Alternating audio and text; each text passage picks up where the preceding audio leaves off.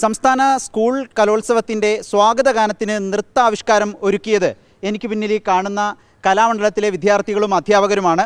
സ്വാഗതഗാനത്തിന് നൃത്താവിഷ്കാരം ഒരുക്കാൻ ഒരു നടി 5 ലക്ഷം രൂപ ചോദിച്ചെന്നും പിന്നീട് വേണ്ട എന്ന് പറഞ്ഞു നോക്കിയ വിദ്യാഭ്യാസ മന്ത്രി പ്രതികരിച്ചത് വലിയ വിവാദവും പിന്നീട് മന്ത്രി തന്നെ പിൻവലിക്കുന്ന സാഹചര്യവും ഉണ്ടായിരുന്നു. അതിനുശേഷമാണ് കലാമണ്ഡലം ഈ ദൗത്യം ഏറ്റെടുക്കാം സൗജന്യമായി എന്നറിയിക്കുകയും ആ ദൗത്യം ഏറ്റെടുക്കുകയും ചെയ്തത്. നല്ല അസൽ മനോഹരമായൊരു നൃത്താവിഷ്കാരമായിരുന്നു സ്വാഗതഗാനത്തിന് ഒരുക്കിയെന്ന കാര്യത്തിൽ സംശയമില്ല. തുളസികുമാർ അധ്യാപകനാണ്. എങ്ങനെയായിരുന്നു ഇതിൻ്റെ ഒരുക്കങ്ങൾ? ആദ്യഘട്ടത്തിൽ സൗജന്യമായി ഇത് ഏറ്റെടുക്കാം എന്ന് പറയുമ്പോൾ മനസ്സിൽ കണ്ട രൂപത്തിൽ ഇതൊക്കെ അവതരിപ്പിക്കാൻ കഴിഞ്ഞു? കൃത്യമായിട്ടും ഞങ്ങൾ വിചാരിച്ച രീതിയിൽ എല്ലാം ഭംഗിയായിട്ട് അവതരിപ്പിക്കാൻ കഴിഞ്ഞിട്ടുണ്ട്. എത്ര കുട്ടികളാണ് ഇതിന് പിന്നിൽ പ്രവർത്തിച്ചത്? ഏകദേശം 44ഓളം വിദ്യാർത്ഥികൾ ഇതിൻ്റെ പിന്നിൽ പ്രവർത്തിച്ചിട്ടുണ്ട്. കലാമണ്ഡലത്തിലെ വിദ്യാർത്ഥികളുണ്ട്, തൃശ്ശൂർ ജില്ലയിലെ വിവിധ സ്കൂളുകളിൽ നിന്നുള്ള വിദ്യാർത്ഥികളുണ്ട്, ഇടുക്കിയിൽ നിന്നും വന്നിട്ടുള്ള വിദ്യാർത്ഥികളുണ്ട്. കലാമണ്ഡലത്തിൽ എത്ര വിദ്യാർത്ഥികളുണ്ട്? സ്കൂളുകളിൽ നിന്നുള്ള 28ഓളം വിദ്യാർത്ഥികൾ കലാമണ്ഡലത്തിൽ നിന്നുണ്ട്. തൃശ്ശൂരിലെ വിവിധ സ്കൂളുകളിൽ നിന്ന് ഏകദേശം ഒരു 11ഓളം വിദ്യാർത്ഥികളുണ്ട്. ഇടുക്കിയിൽ നിന്നും 3 വിദ്യാർത്ഥികളുണ്ട്. ഇതിൽ പ്രധാനമായും നമ്മുടെ പാരമ്പര്യ കലാരൂപങ്ങളെ അതോടൊപ്പം മറ്റ് ആവിഷ്കാരങ്ങളെയൊക്കെ ഇതിൽ ഉൾപ്പെടുത്താൻ ശ്രമിച്ചിട്ടുണ്ട്, പല വിധങ്ങളിലുള്ള. അതൊക്കെ അതിൻ്റെ വിശദാംശങ്ങൾ കൂടി പറയാം. എല്ലാവിധ കലകളെയും കേരളത്തിനുള്ളിൽ നിലവിലുള്ള ഇപ്പോൾ നാടൻ കലകളായിക്കോട്ടെ ശാസ്ത്രീയ കലകളായിക്കോട്ടെ ഉൾപ്പെടുത്തിയിട്ടുണ്ട്. കൂടാതെ എല്ലാ മതവിഭാഗങ്ങളിൽ നിന്നുള്ള കലകളും ഉൾപ്പെടുത്തിയിട്ടുണ്ട്.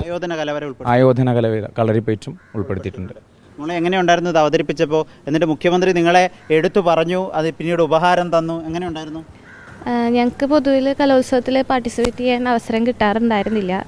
അപ്പോൾ ഇങ്ങനെ ഇതിൻ്റെ ഒരു ഇത്രയും വലിയ സദസ്സിൻ്റെ ഒരു ഭാഗമാകാൻ കഴിഞ്ഞതിൽ സന്തോഷമുണ്ട്.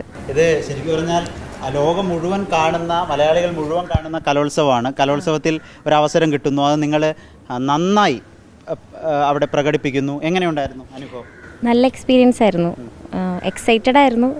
നന്നായിട്ട് പെർഫോം ചെയ്യാൻ പറ്റിയെന്നാണ്. കഥകളി ചെയ്തത് മിഥുൻ.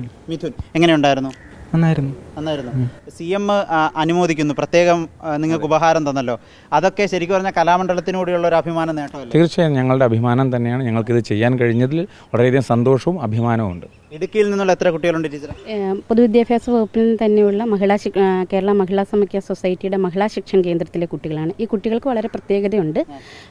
പഠനത്തിൽ നിന്നും വിട്ടുനിന്നിട്ടുള്ള ഗോത്ര വിഭാഗത്തിലെ പെൺകുട്ടികളാണ് പങ്കെടുത്തിട്ടുള്ളത്.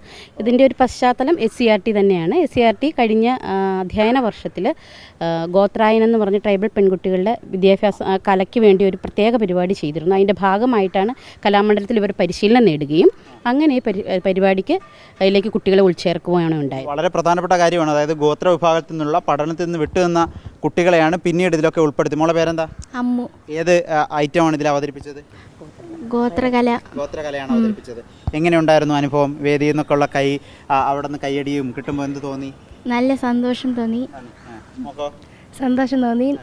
കളിക്കാൻ വന്നതിന് വളരെയധികം നന്ദി. എനിക്ക് സന്തോഷമായി. വളരെയധികം അഭിമാനങ്ങളുണ്ട്. ഏതായാലും വളരെ സന്തോഷമാണ്. വിവാദങ്ങളുണ്ടായിരുന്നു, പക്ഷേ വിവാദങ്ങൾക്ക് അപ്പുറത്തേക്കാണ് ഇവരുടെ പ്രകടനം എന്ന കാര്യത്തിൽ ആ നൃത്താവിഷ്കാരം കണ്ട ആർക്കും സംശയമുണ്ടാകില്ല. ഈ കലാമണ്ഡലത്തിലെ വിദ്യാർത്ഥികൾക്കും അധ്യാപകർക്കുമൊപ്പം ക്യാമറമാൻ വിനയനൊപ്പം റിപ്പോർട്ടർ ആദിൽ പാലോട്, ഇൻ റിപ്പോർട്ടർ, തിരുവനന്തപുരം.